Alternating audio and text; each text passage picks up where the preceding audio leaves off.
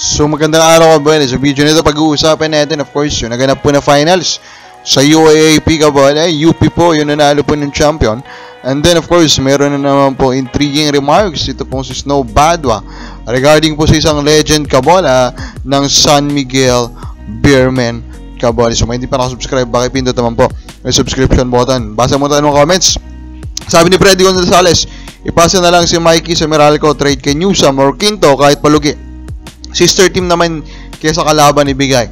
Kung si Newsam yan, titalo po ang Meralco bots, di ba? O panalo pa ang TNT ang kabola. So hindi pwedeng si Newsam yan. Si Quinto siguro, para sa assessment ko, parang leaning towards ano pa rin yan eh. Win pa rin po yan kabola ng TNT. Randy Falcotila, wow, gano'n ba kagaling si Quinto para madami ang kapalit. May pick pa. Wow, sabi niya kabola. Quinto is basically a credible role player in a championship team. Na-prove na yan, kabola. Nag-champion Meralco. O sa Kiron, nakaukong pa sa all din lang naman, wag na lang. Dagdag bench player pa yan, sabi niya kabola. Then Randy Falcoltilia, ulit, need lang na converge si Ben at Ronan. Si Mikey, di na siguro kailangan. May Winston na sila, pareho lang laruan nila eh. Kung ganyan yung reaction mo kay Mikey, edi si Ben at saka si Ronan, bakit mo sila sabing need pa nila? Kabola, eh meron ng Baltasar Arana dun eh. Kabola, di ba? Santos pa nga eh. 4 laruan po noon. So overall, tingnan pa rin natin ano po maging galawan po ng Converge sa mga susunod po na araw. Dito muna tayo, kabola. As joke ni Coach Yengiao, nagpasalamat naman na daw si Coach Leo Astrea. Kasi nga po, yung pagkatalo ng San Miguel kay Reno Shine, parang yun daw ata yung last straw, sabi ni Coach Yengiao. Sa decision po ng San Miguel na ibalik na po si Coach Leo. At ito nga pong palitan na si Coach George Galen. Of course, we know kabola na sa first 2 games back po ni Coach Leo, nanalo po siya kabola. Sa UAAP naman, ito na nga, no? Nag-champion po ang UP Fighting Maroons. They overcome a very dominant MVP level player kabola led na De La Salle kabola, diba? So, grabe, Kevin Kiambao, undisputed yan na MVP kabola, ganun niyang kagaling.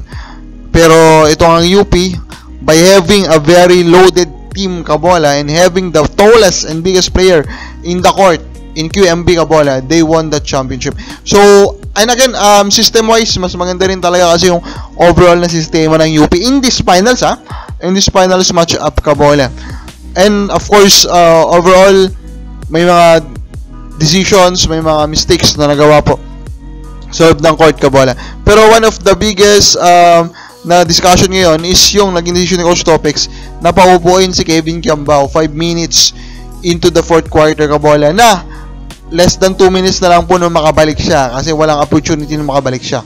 So one of the big question mark or what if. Pero si Coach Topex, pinakita niya kabola yung professionalism niya by stating na he's not dwelling on it kabola. And actually, I like the answer of Coach Topex here regarding this situation kabola. Ganun naman talaga eh, diba? Wala naman na magagawa kabola, and what he can only do kabola is to continue standing up for his players. By the way, again, respect po to UP. They deserve it. They're the best team in this one. I hope to see a lot of their players kabola in the PBA soon. Now, ito na, may papiyaw nga po itong si Snow Badwa kabola. Regarding nga po sa sinabi dito na Coach Leo to continue short rotation. Sabi niya, dapat ang talong, iti-trade mo ba yung isa sa mga players na nagpatalsik sa'yo? And if you check po the comment section, ang malimit po na sinasagot nila, kabola, is wala na pong iba kundi si Chris Ross. So, will San Miguel trade now Chris Ross? Huwag ka magugulat kung oo, kasi what they can do now, knowing the age po of Chris Ross, yung talagang to maximize his name value, kabola, and trade him for a young superstar. Diba? Nilarason nila, of course, legend yan si Chris Ross, diba? Fair lang yung trade, ganun po yung klase ng galawan kabola.